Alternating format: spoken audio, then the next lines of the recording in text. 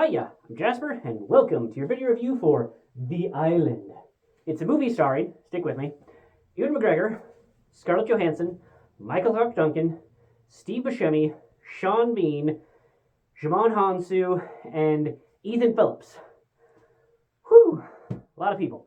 As always, I'm going to give you the good, the bad, and the furry. To start off with the furry, there's a moth that makes a brief-ish but notable appearance, I think. And other than that, we're going to move on. So this movie was directed by Michael Bay. And if you heard the name Michael Bay, you probably associate it with action movie. And let me tell you, this is an action movie. Apparently, they were unsure as to how to market this movie, and because of that, many people were just unaware of its existence, so it didn't do so well at the box office. Let me tell you, it is an action movie. One of his better ones, in my opinion. So you should definitely go and see this. The music is great. I think that he borrows pretty heavily in terms of musical influence from Gladiator. Not just because I see Djimon Hounsou there, but doesn't hurt. I like him. He's a great actor. Love seeing him in things. But it borrows heavily, I think, from that sort of musical inspiration. But it has, I think that if you liked Bad Boys 2, maybe Bad Boys 2, I think. Bad Boys 2, if you like that level of action, I think that you will like this movie. And yes, it's a little bit longer than 2 hours, but I think that it really does well with that, because you first have to establish the characters and care about them before really getting to the action-y part of the action. And I think that this movie it's sort of like if Gattaca was an action movie. Gattaca is definitely not an action movie. Great movie, not an action movie. I'm not saying their storylines are exactly the same, but just kind of the, pondering of the human existence, but in a fun action movie way. Is kind of what that comes down to.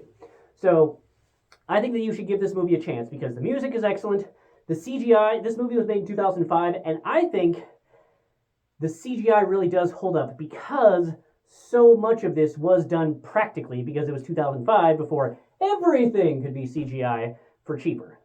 Right now, like during when this movie was made, I think that it was cheaper to do a lot more things practically and then to pepper in some CGI. Or a couple of scenes where it was better to do CGI.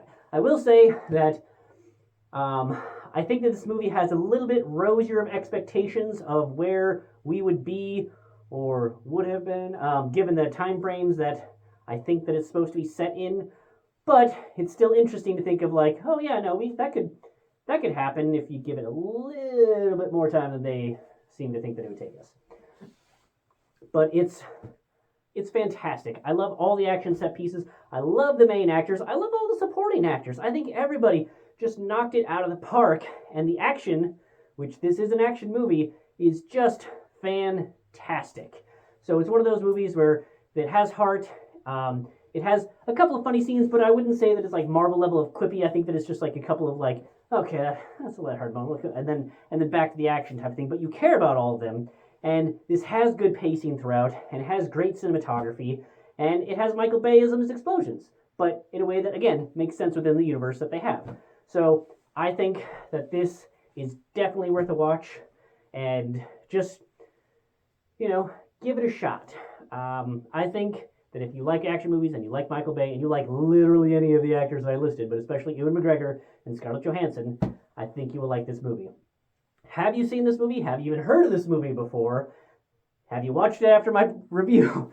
Let me know in the comments down below. That's all I have for this one. Thanks for coming. Thanks for watching. Hope to see you at the next one. Bye.